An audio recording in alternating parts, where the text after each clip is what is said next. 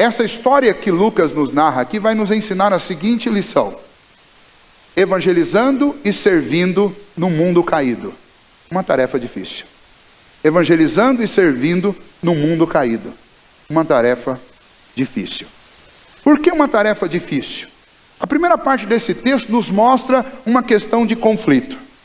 E deixa eu perguntar a vocês, todos aqui sabem muito bem o que é conflito. E nós estamos acostumados a lidar com conflitos na nossa família, estamos acostumados a encarar conflitos no nosso local de trabalho, mas será que a igreja é um lugar onde acontecem conflitos também? Será que em 104 anos da SAF, a SAF já teve que administrar conflitos? Eu acredito que sim, muitos deles. Para vocês terem uma ideia, eu quero citar um conflito histórico aqui. Quando a nossa igreja foi fundada aqui no nosso país, ela foi fundada por um missionário chamado Archibald Green Simonton. Ele chegou aqui no Brasil junto com outro pastor. O pastor chegou um pouquinho antes dele, pastor chamado Robert Calley, que fundou a igreja Fluminense.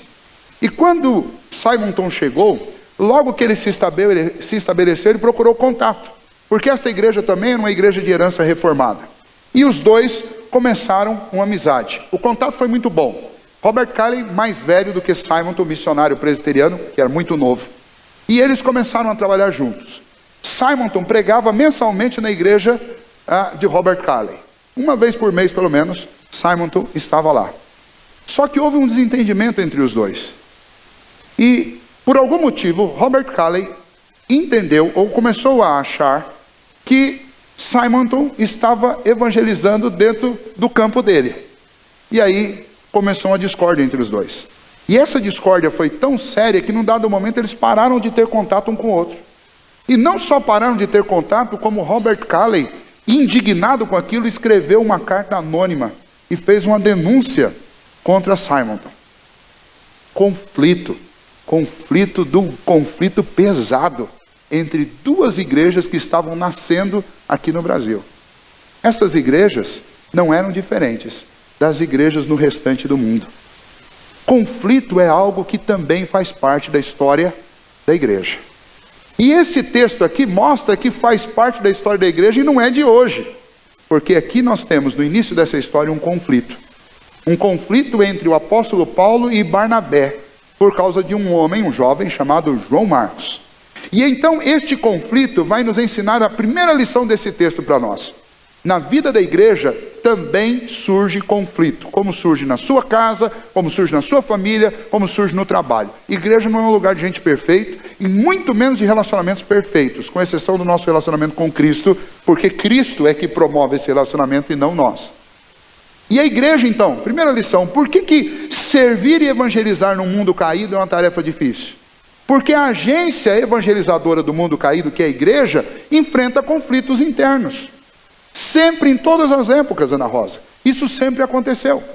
E aqui está um exemplo disso. Aqui nessa circunstância, o Concílio de Jerusalém tinha tomado a decisão.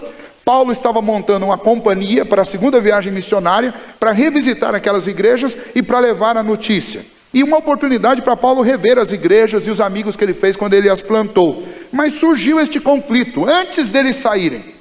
Qual era o problema com João Marcos? João Marcos, ele é um antigo conhecido nosso aqui dentro do Novo Testamento. A primeira citação que nós temos de João Marcos aparece lá no Evangelho de Marcos, quando no momento da prisão do Senhor Jesus, é descrito um jovem enrolado em lençóis, que fugia com medo na calada da noite, quando Jesus estava sendo preso. Quem é este jovem? Era alguém de uma família rica, que seguia Jesus e os discípulos de longe. E ele foge.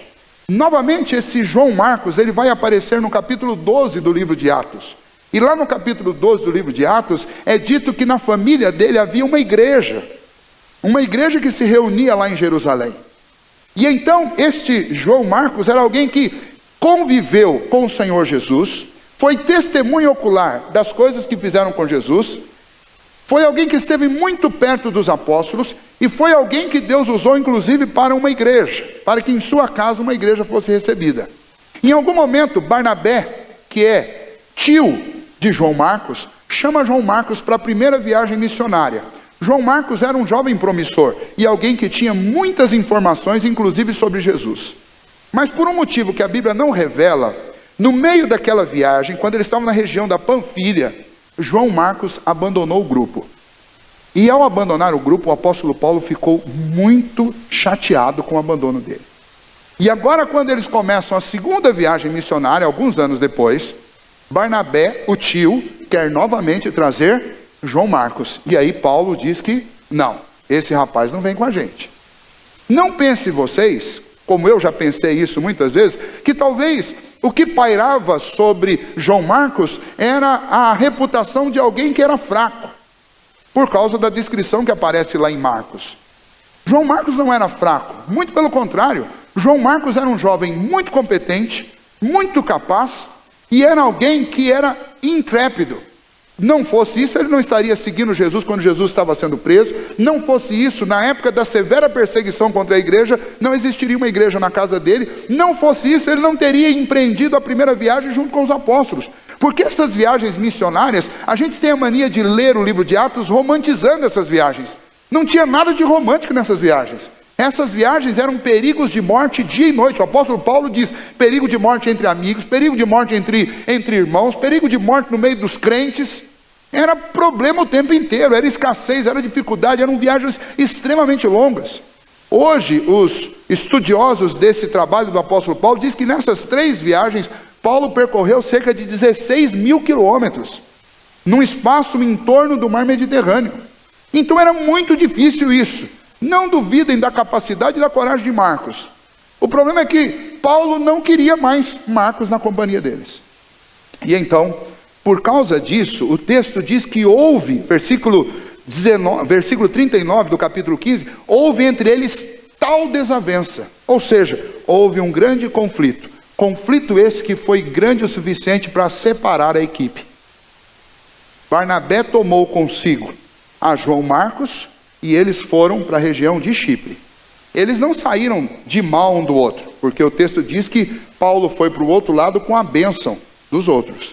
Mas Paulo, por sua vez, tomou a Silas e eles foram em direções completamente opostas. Um foi para o mar e o outro foi para dentro do continente. Tá? Então eles tomaram direções opostas porque surgiu um conflito que os separou. E esta é a lição para nós. No mundo caído, como esse mundo em que nós vivemos, é de se esperar que conflitos surjam no meio da igreja. É de se esperar que os problemas aconteçam. A realidade da vida da igreja é que nem tudo é resolvido aqui.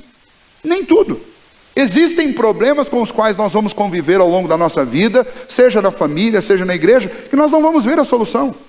Que inclusive o próprio Deus em muitas ocasiões vai usar para nos tratar. Mas são problemas que nós não vamos ter a oportunidade de ver solucionados.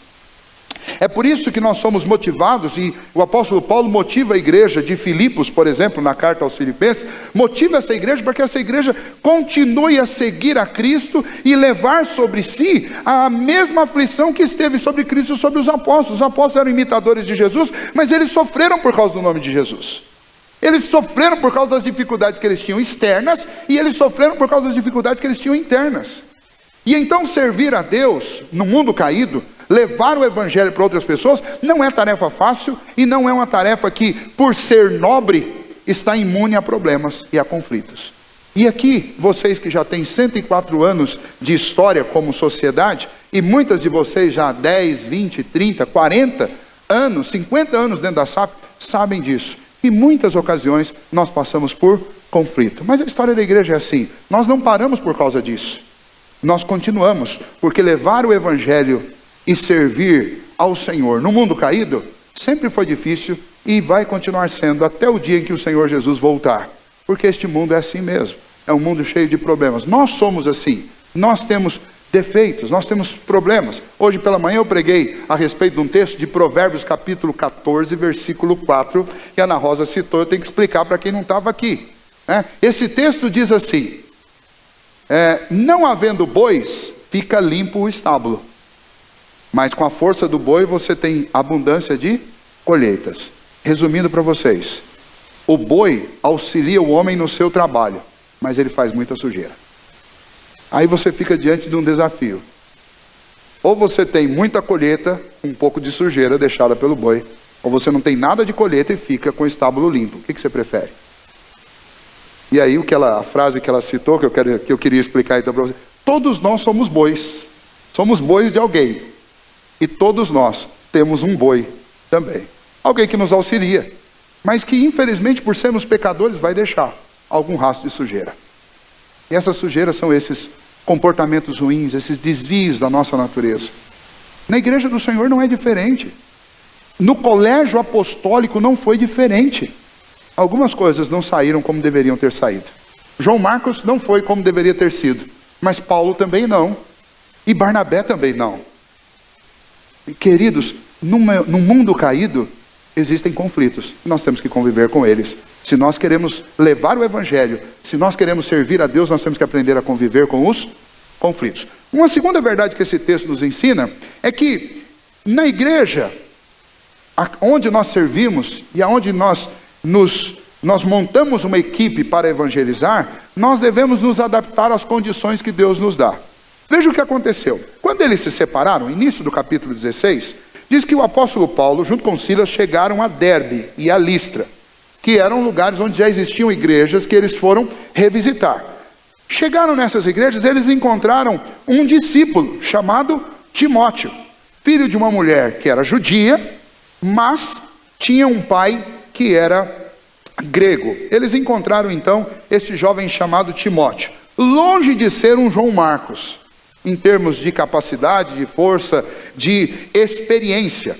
Este Timóteo era filho de Eunice e neto de Loide. Foi encaminhado na fé por sua avó e por sua mãe, ensinado a respeito de Jesus, ensinado a respeito do temor a Deus. Alguém que foi disciplinado nos caminhos do Senhor. Paulo encontrou Timóteo e Paulo precisava, ele continuava convivendo com o problema. A sua equipe estava desmantelada, ele precisava recompor. E então quem ele vai pegar para recompor? Ele decide pegar a Timóteo. E no ato de trazer Timóteo para dentro da equipe, de cara ele já teve que lidar com um problema.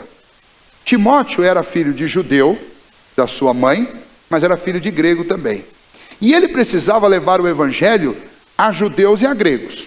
Timóteo pregar para gregos não dava problema nenhum, porque os gregos não estavam preocupados que um pregador tivesse a marca da circuncisão. Mas Timóteo pregar para judeu era complicado.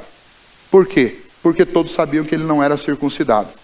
O apóstolo Paulo tinha saído de Jerusalém junto com os apóstolos com uma decisão do concílio que eles tiveram lá, dizendo que era desnecessário. Então vejam só, neste texto o apóstolo Paulo decide, junto com Silas, que iriam então circuncidar a Timóteo. Por que ele fez isso?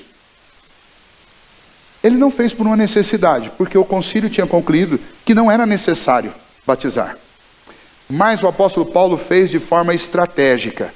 Eles precisavam de um integrante na equipe deles, e eles precisavam de um integrante que não trouxesse nenhum tipo de impedimento à proclamação do evangelho. Então, por uma questão não de obrigação, mas por uma questão de preferência, o apóstolo Paulo falou: olha, eu prefiro você circuncidado. Você não precisa da circuncisão, mas a circuncisão sua vai abrir portas para a gente pregar para os judeus. E é por isso que este jovem é circuncidado. E então eles fazem esta circuncisão, e aquele time agora adaptado, ele vai se dirigir às cidades onde o apóstolo Paulo desejava ir, aonde o apóstolo Paulo queria levar o evangelho. O versículo 2 diz: dele davam bom testemunho os irmãos de Listra e Icônio. E aqui tem um testemunho a respeito de Timóteo. Timóteo era cristão num lugar muito importante, Listra e Icônio. Vocês já ouviram falar dessas cidades? Lembram de ter ouvido algum sermão sobre essa cidade? Listra foi o lugar onde o apóstolo Paulo foi, na primeira viagem, ele foi apedrejado e largado do lado de fora da cidade, quase morto, por causa do evangelho. Portanto, um lugar perigoso para ser um cristão. Um lugar onde pregar o evangelho podia custar a sua vida. Foi neste lugar onde Eunice e Loide criaram Timóteo, onde Timóteo aprendeu a ser crente. E por incrível que pareça, nesse lugar as pessoas falavam bem de Timóteo. E isso contou muito na hora de escolher Timóteo para integrar aquela equipe. Aqueles que querem servir ao Senhor precisam lembrar, é necessário ter uma boa reputação. Quando nós estudamos aqui sobre oficialato, diaconato e presbiterato, e o presbiterato envolve também o pastorado, nós sempre lemos que é necessário que sejam de boa reputação. Timóteo era assim, ele tinha boa reputação. Ele era alguém de quem as pessoas falavam bem. E então, este Timóteo é o novo integrante do time. Vejam só, no mundo caído, onde nós temos a tarefa de evangelizar e de ensinar, nem sempre nós temos as melhores ferramentas ou as ferramentas que nós queremos à nossa disposição. No mundo caído, a igreja precisa se adaptar às condições que Deus dá. Não tinha João Marcos, mas tinha Timóteo. E não só Timóteo. Não sei se vocês observaram, no último versículo que nós lemos, no versículo 10, até o capítulo 16 de Atos, capítulo 16, versículo 9, Lucas fala sempre na terceira pessoa. Sempre na terceira pessoa. E eles foram para tal lugar, e fizeram isso, e fizeram aquilo. Agora veja o que acontece, a mudança da pessoa aqui, que ele vai usar no versículo 10 do capítulo 16. Assim que teve a visão, imediatamente procuramos partir. Não foi só Timóteo que entrou nesse time. Naqueles dias ali, Deus deu um outro presente, um grande presente, para a companhia do apóstolo Paulo naquela empreitada. Deus deu como presente a ele Lucas, o médico e historiador, para que fosse com eles, para ajudá-los nessa tarefa. No mundo caído, a igreja precisa aprender a se adaptar às novas ferramentas que Deus vai concedendo. Ana Rosa, nós queremos evangelizar, queremos ganhar o mundo. Nós não podemos esquecer que vamos ter que encarar os conflitos, mas não podemos esquecer também que Deus está nos dando todos os dias ferramentas novas, para que a gente adapte ao nosso time e para que a gente continue a trabalhar. Vocês que estão chegando na igreja agora, vocês são as novas ferramentas. Se adapte, encontre o seu lugar na igreja, para que a gente continue servindo ao Senhor. A SAF de 104 anos não pode ser tocada por mulheres de 104 anos, porque elas não estão mais aqui, estão com o Senhor. Mas elas precisam, as nossas irmãs precisam de você, que está com 20, com 25, com 30. Ah, mas eu não sou como aquela mulher que tinha 13 filhos, e ainda assim foi tão importante na história da SAF. Eu só tenho um e mal dou conta desse. Deus quer você no time dele. Timóteo não era João Marcos, nem Lucas era João Marcos, mas Deus os incluiu naquele time e Paulo foi em frente com eles, entendendo que a capacitação vem do Senhor.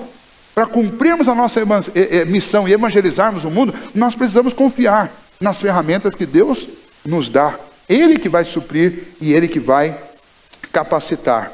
E por último, olhando essa história, que é uma história de dependência de Deus, é uma história em que nós vimos a mão de Deus atuando através da vida destes homens, nós aprendemos uma terceira lição.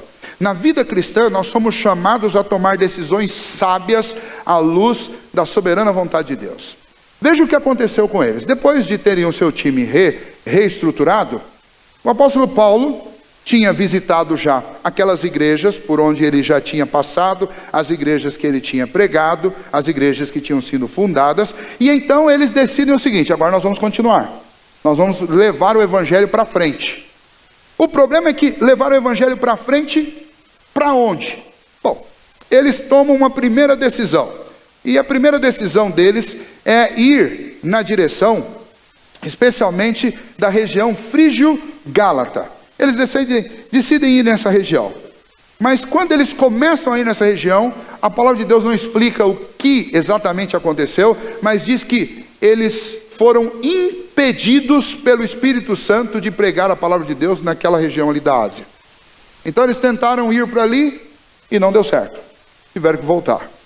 Depois, eles fizeram uma segunda tentativa, está aí no versículo 7. Defrontando Mísia, tentavam ir para Bitínia, mas o Espírito de Jesus não o permitiu. Eles tinham um rumo que eles queriam dar para a igreja, mas o rumo que eles estavam querendo dar não estava funcionando. Eles tentavam para um lado, Deus não deixava. Tentava para o outro, não deixava. Para você entender um pouquinho a geografia, se você quiser olhar, basta você olhar aí no final da sua Bíblia o mapa da segunda viagem missionária do apóstolo Paulo. Se não, deixa eu explicar para você aqui, tentar criar uma imagem na sua mente. Imagine um mar, que é o mar Mediterrâneo, quase de forma retangular, né? Abaulado as bordas. Na parte de cima você tem uma ponta, um sobressalto, que é o mar Egeu. Hoje, atualmente, do lado direito deste mar Egeu, você tem a Turquia, que é a ponta, o extremo aqui, daquilo que para eles era a Ásia. Tá? Nessa região, você tem o que é chamado na Bíblia de região frígio-gálata, essa região da Galácia. E do outro lado do mar Egeu, na parte superior do mar Mediterrâneo, aí você tem a Europa, que para eles era a Macedônia. O que o apóstolo Paulo estava fazendo era o seguinte: eles tentaram ir para cá, não dava. Tentaram ir para a ponta, também não rendia. Por fim, eles terminaram encurralados numa cidade chamada Troade. E essa cidade é uma cidade que está exatamente no limite entre a Ásia e a Macedônia. Eles não entendiam que aquilo ali era um continente diferente do outro, porque a separação do estreito ali é muito pequena. Só depois, quando os grandes mapas foram feitos, que nós descobrimos que existe uma separação realmente ali. E é exatamente a separação entre o continente europeu e o continente asiático.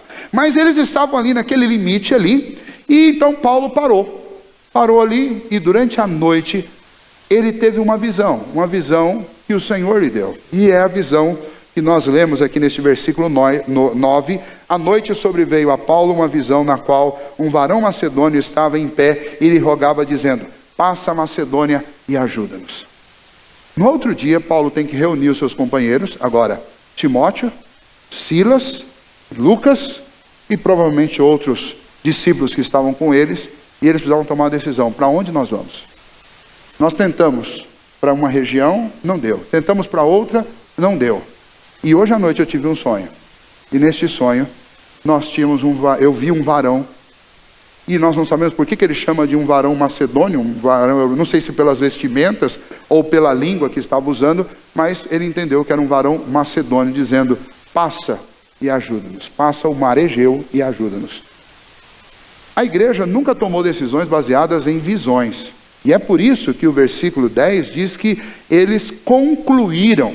Ou seja, houve uma discussão. Esse termo aí que é descrito aqui como concluindo, na língua grega que aparece aí, diz que eles discutiram. Eles discutiram um assunto entre eles e chegaram a uma conclusão. Por quê? Porque estes irmãos que são treinados e que são maduros, eles sabem que porta aberta ou porta fechada não é sinônimo de vontade de Deus. Tem muita porta que não é para eu entrar. Tem muita porta que se abre na minha frente que é uma tentação, né? E tem muita porta fechada que é para eu passar, né? Você tem a própria palavra de Deus dizendo que as portas do inferno não prevalecerão contra a igreja do Senhor. Qualquer lugar do mundo onde você for anunciar o evangelho, as portas estarão trancadas. Mas nós temos que entrar com o evangelho, com intrepidez, no nome do Senhor Jesus, e abrir essas portas para que aqueles que estão em cadeia sejam libertos. E então o que acontece aqui? Estes irmãos entendem o seguinte: olha, nós temos que ir para Macedônia. Não tem igreja lá, nós não plantamos nada lá, mas nós temos que subir para o lado de lá.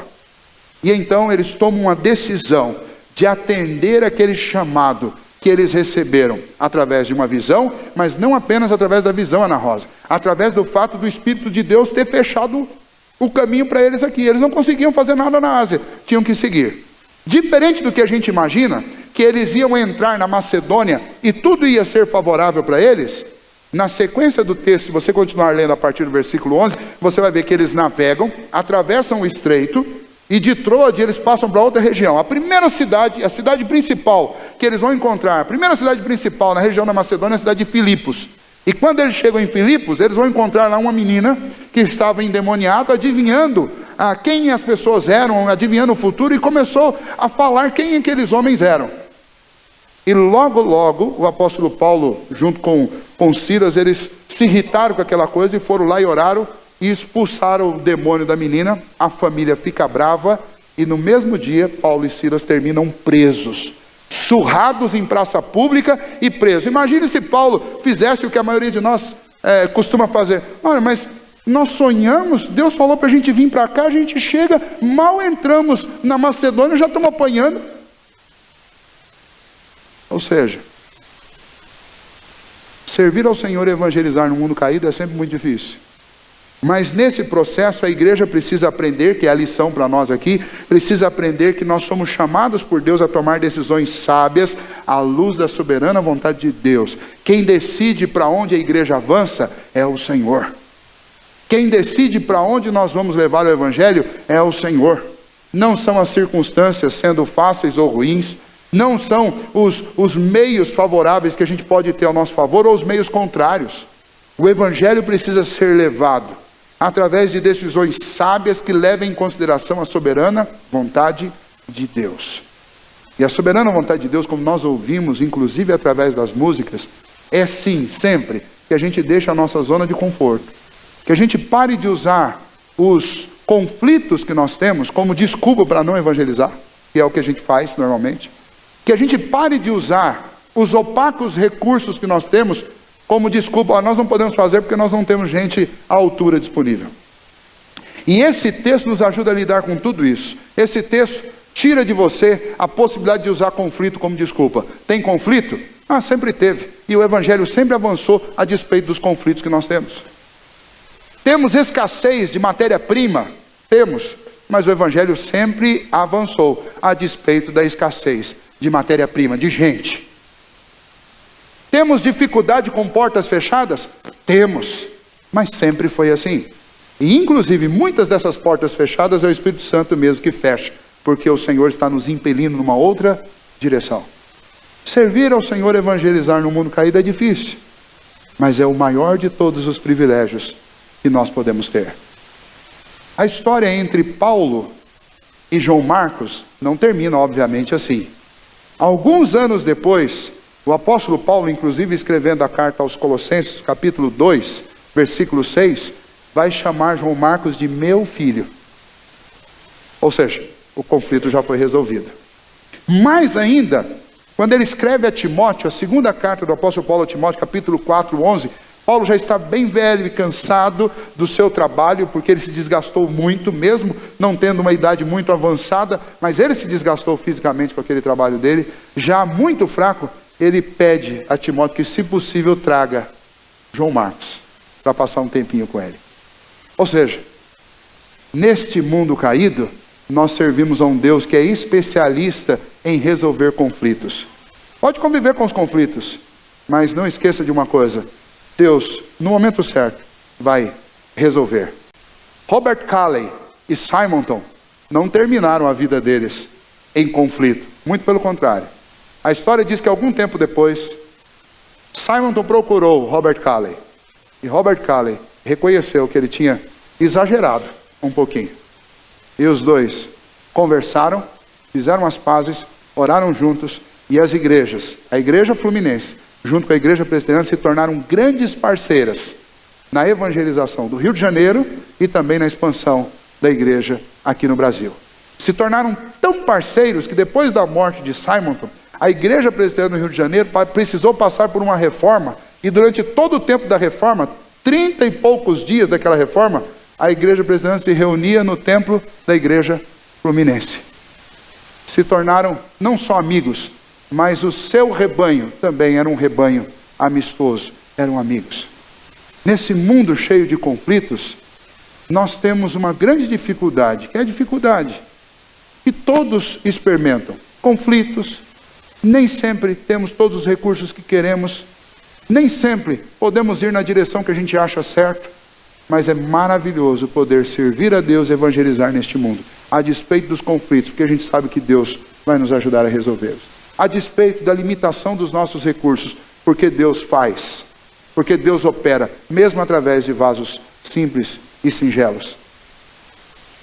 Nós podemos servir a Deus com toda a confiança, sabendo que quem dá a direção soberana para a nossa vida e para a vida da igreja é o Senhor. E nós não podemos desconfiar nem ter medo disso nunca. Para encerrar, esse João Marcos, que foi motivo de tanta dificuldade aqui nesse texto, ele foi adotado pelo apóstolo Pedro. Pedro pegou João Marcos, que não teve condição de ir com Paulo. Pedro adotou João Marcos. Falou: não, você vem comigo.